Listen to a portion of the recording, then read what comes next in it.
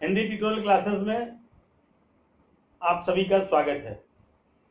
आज हम लोग एक फूल की चाह, जो कि एक कथनात्मक कविता है, को समझेंगे। इस कविता में कवि सियाराम शरण गुप्त ने अपने समय समाज में व्याप्त छुआछूत की भावनाओं के बारे में बताया है। प्रस्तुत कविता में कवि ने बताया है कि किस प्रकार मौत के बिछौने पर लेटी हुई एक छोटी सी लड़की की आखिरी इच्छा तक उसका पिता पूरी नहीं कर पाता है। वह भी सिर्फ इसलिए कि वह समाज के पिछड़े वर्ग से आता है। वह अपनी बेटी के आखिरी वक्त में ना तो उसके साथ रह पाता है और न ही देवी मां के फूल पाने की उसकी इच्छा ही पूरी कर पाता है। तो आइए आगे चले और कविता को समझने का प्रयास करें।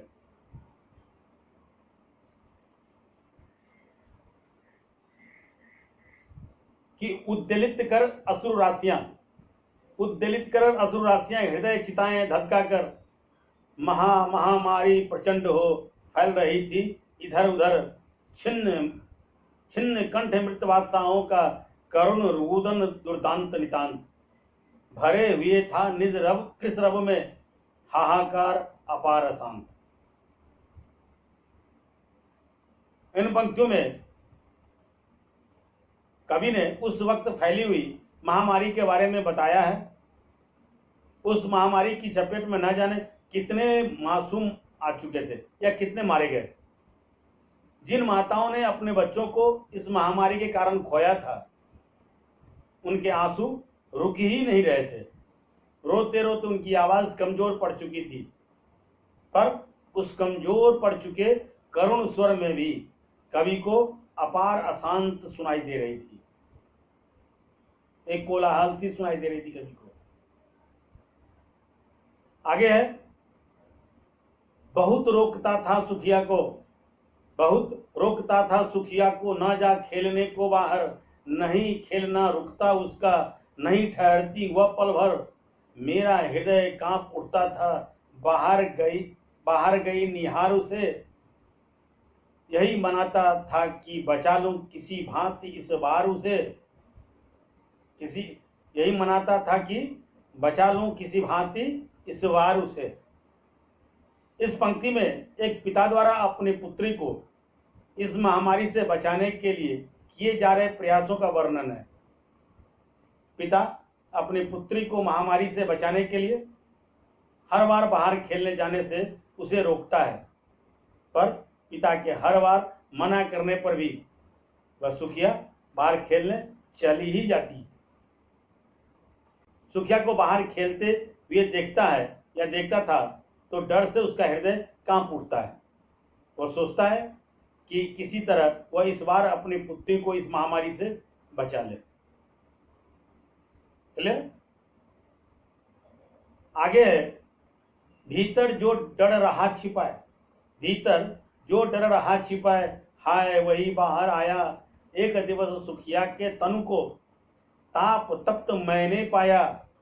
ज्वर में विह्वल हो बोली वह, क्या जानूं किस डर से डर। मुझको देवी के प्रसाद का एक फूल ही तो लाकर।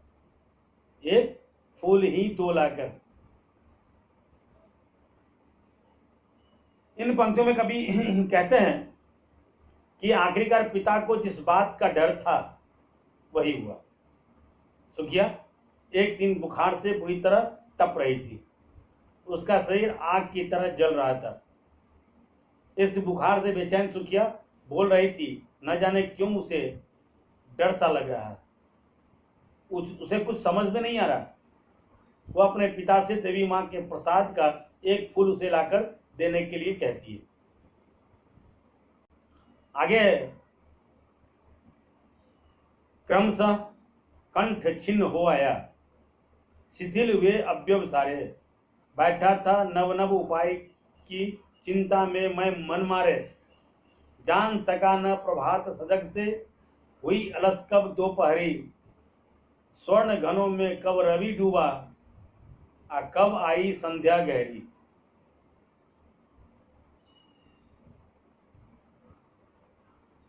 तो यहाँ तेज बुखार के कारण सुखिया का गला सूख गया था, उसमें कुछ बोलने की शक्ति नहीं रह गई थी, उसके सारे अंग ढीले पड़ चुके थे। वहीं दूसरी ओर सुखिया का पिता तरह तरह का उपाय कर थक चुका था, लेकिन कोई भी उपाय काम नहीं आया। इसी वजह से वह गहरी चिंता में मन मार के बैठा था। वह बेचैनी में हर पल यही सोचता था या सोच रहा था कि कैसे वह अपनी बेटी का इलाज कराए। इसी चिंता में पता नहीं कब सुबह से दोपहर और फिर दोपहर से कब शाम हो गई, पता नहीं चला। आगे कवि कहते हैं कि सभी ओर दिखाई दी बस अंधकार की ही छाया, छोटी सी बच्ची को ग्रस्त में कितना बड़ा तिमिर आया, ऊपर विस्तृत महाकाश में जलते से अंगारों से झुलसी सी जाती थी आंखें, जगमग जगते तारों से, जगमग जगते तारों से। यहाँ कवि कह रहे हैं कि ऐसे निराशाजनक माहौल में उसके पिता को रात का अंधेरापन छोटी बच्ची के लिए मानो दैत्य बनकर चला आया हो, ऐसा प्रतीत हो रहा है। पिता इस बात से हताश है कि वह अपनी बेटी को बचाने के लिए कुछ नहीं कर पा रहा है। इस निराशा में संध्या के समय आकाश में जगमगाते तारे भी उस पिता को अंगारों की तरह लग रहे थे, जिससे उसकी आंखें झुलस रही थी। आगे है, देख रहा था जो सुस्थिर हो, नहीं बैठती थी क्षण भर, हाय वही चुपचाप पड़ी थी, अटल शांति सी धारण कर, सुनना वही चाहता था मैं, उसे स्वयं ही उकसा कर, मुझको देवी के प्रसाद का एक फूल ही दो लाकर। पिता को यह देखकर बहुत कष्ट हो रहा है कि उसकी बेटी, जो कभी एक पल के लिए भी शांत से नहीं बैठती थी, वह आज चुपचाप बिस्तर पर लेटी हुई है। वो यहाँ से वहां शोर मचाकर मानो पूरे घर में जान फूंक देती थी, लेकिन अब उसके चुपचाप हो जाने से पूरे घर की ऊर्जा ही मानो समाप्त हो गई है। पिता उसे बार बार उकसाकर कम से कम यही सुनना चाह रहा है कि उसे देवी माँ के प्रसाद का एक फूल चाहिए। आगे फिर कवि लिखते हैं, ऊंचे शैल शिखर के ऊपर मंदिर था विस्तीर्ण विशाल, स्वर्ण कलश सरसीज भी सिद्ध थे, पाकर समुदित रवि कर जाल, दीप धूप से आमोदित था मंदिर का आंगन सारा, गुंज रही थी भीतर बाहर मुखरित उत्सव की धारा, मुखरित उत्सव की धारा। कहते हैं दूर किसी पहाड़ी की चोटी पर एक भव्य मंदिर था, जिसके आंगन में खिले कमल के फूल सूरज की किरणों से ऐसे प्रतीत हो रहे थे मानो सोने के वो कलश हों। मंदिर पूरी तरह से दीपकों से सजा हुआ था और धूप से महक रहा था पूरे मंदिर का वातावरण। मंदिर में चारों ओर मंत्र और घंटियों की आवाजें गूंज रही थी, मानो मंदिर में कोई उत्सव चल रहा हो।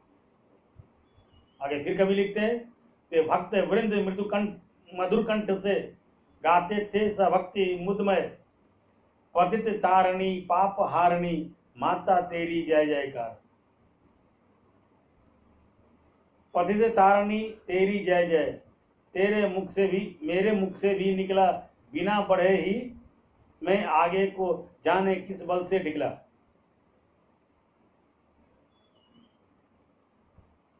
तो कहते हैं कि भक्त पूरी श्रद्धा और भक्ति के साथ देवी माँ का जाप कर रहे थे।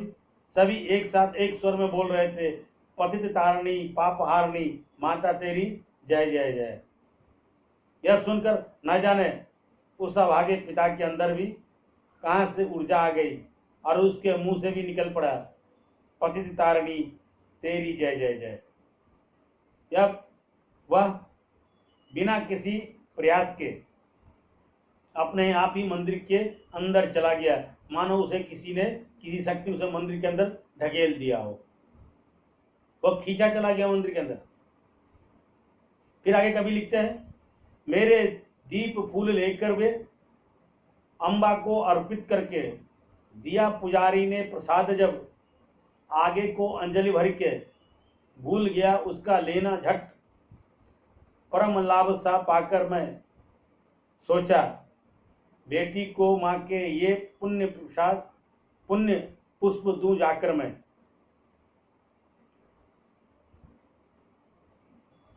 कहते हैं, मंदिर में प्रवेश करने पर पिता पुजारी के पास जाकर अपने हाथों से पुष्प और दीप पुजारी को देता है। पुजारी उसे लेकर देवी माँ के चरणों में अर्पित कर देता है। पुजारी अपने हाथों में देवी माँ के प्रसाद को लेकर उसे देने के लिए हाथ आगे करता है।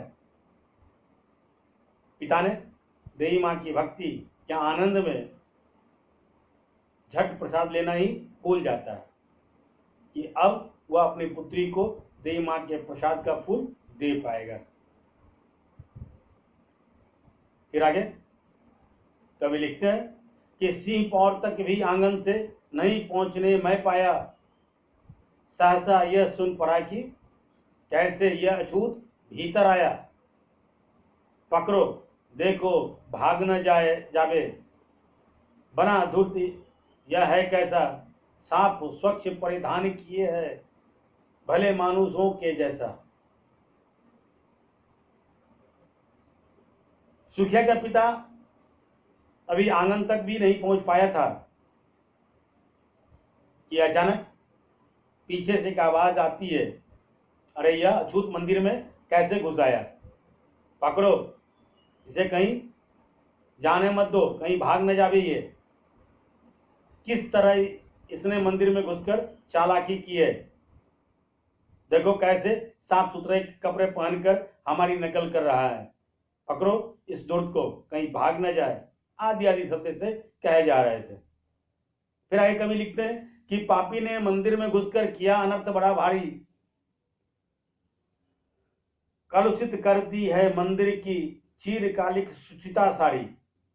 आए क्या मेरा कलुष बड़ा है देवी माँ की गरिमा से भी, किस बात में हूं मैं आगे माता की महिमा के भी।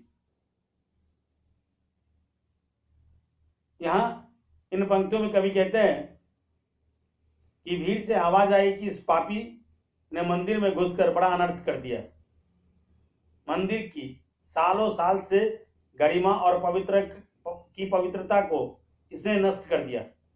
सब मिलकर चिल्लाने लग जाते हैं कि इस पापी ने मंदिर में घुसकर मंदिर को दूषित कर दिया है।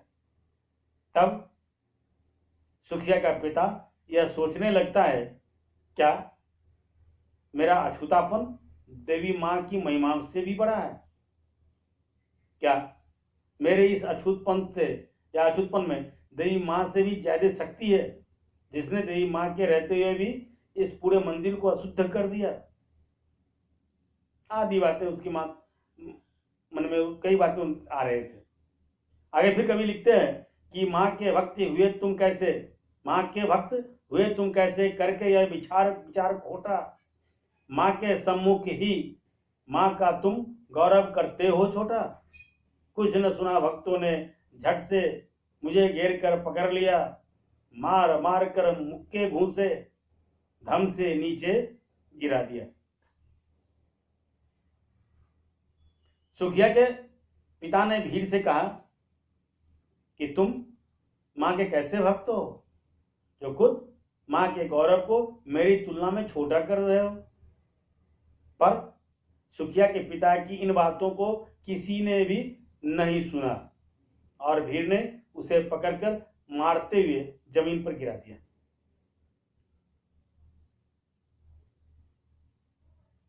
मेरे हाथों से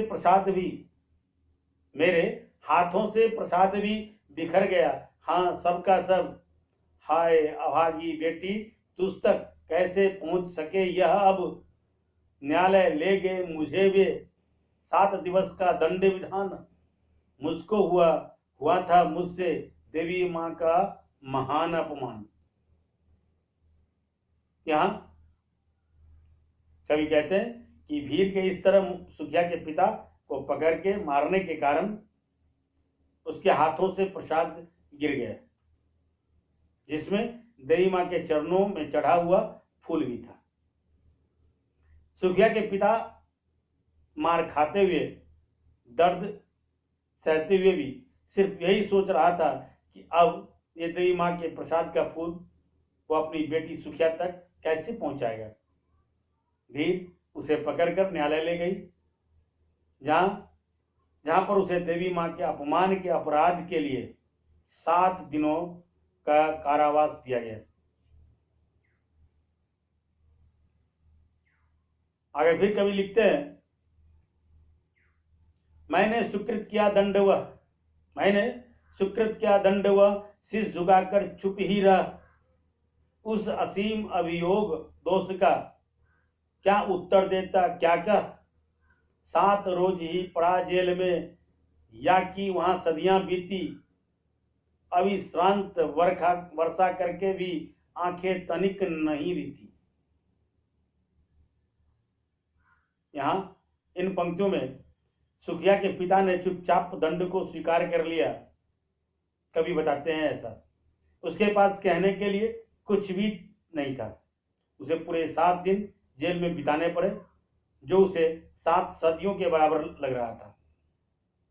पुत्री के वियोग में, बेटी के वियोग में सदैव वह आंसू उसके आंखों के रुक नहीं पा रहे थे। वह हर पल अपनी बेटी को याद करके रोता रहता था। आगे फिर कवि लिखते हैं, दंड भोग कर जब मैं छूटा पैर न उठते थे घर को। पीछे ढकेल रहा था कोई भय जर्जर तनु पंजर को। पहले की सी लेने मुझको नहीं दौड़ कर आई वह। उलझी हुई खेल में ही हाँ अब की नदी दिखाई वह। जेल से छूटकर वह भय के कारण घर नहीं जा पा रहा था। ऐसा प्रतीत हो रहा था कि उसके शरीर के अस्थि पंजर को मानो कोई उसके घर की ओर ढकेल रहा हो। जब वह घर पहुंचा तो पहले की तरह उसकी बेटी दौड़कर उसे लेने नहीं आई और न ही वह खेलती हुई बाहर ही दिखाई दी। फिर आगे कवि लिखते हैं, उसे देखने मरघट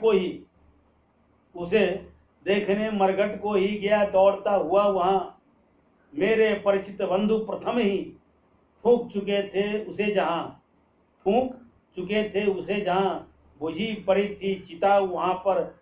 छाती धधक उठी मेरी, हाय फूल सी कोमल बच्ची हुई राख की थी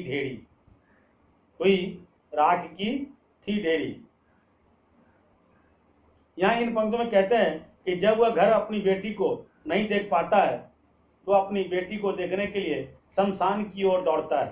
पर जब वह शमशान पहुंचता है तो उसके परिचित जो बंधु लोग पहले ही उसकी पुत्री का या उसकी बेटी का अंतिम संस्कार कर चुके होते।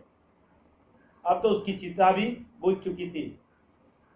यह देखकर सुखिया के पिता की छाती धधक उठती है। उसकी फूल की तरह कोमल सी बच्ची आज राख की ढेर बन चुकी थी। अंतिम बार गोद में बेटी तुझको ले सका न मैं हाँ। एक फूल माँ का प्रसाद भी तुझको न दे सका मैं हाँ। अंत में सुखिया के पिता के मन में बस यही मलाल शेष रह जाता है कि वह अपनी पुत्री को अंतिम बार अपनी गोद में नहीं ले पाया। वो इतना अभागा है कि अपनी बेटी की अंतिम इच्छा के रूप में मां के प्रसाद का एक फूल भी लाकर उसे नहीं दे पाया। तो समाज में व्याप्त इन्हीं बुराइयों को व्यापक रूप से समझाने के लिए कवि ने अपनी इस कविता को छंदों और अलंकारों से सजाने के बजाय इसमें सरल भाषा का उपयोग किया है। तो ये थे कक्षा 9 के लिए निर्धारित पाठ्यपुस्तक स्पर्श भाग 1 में संकलित सियाराम शरण गुप्त के द्वारा लिखी गई कविता के अर्थ। आशा है ये वीडियो आपको पसंद आया होगा। ये वीडियो अगर आपको पसंद आया हो तो इसे आप लाइक करें, अपने मित्रों तक शेयर करें, और अगर अभी तक अपने चैनल को सब्सक्राइब नहीं किया है तो चैनल को सब्सक्राइब करें, बेल आइकन जरूर दबाएं ताकि समय से नए वीडियो का नोटिफिकेशन सबसे पहले आपको मिले। आप देखते रहिए हिंदी ट्यूटोरियल क्लासेस। धन्यवाद।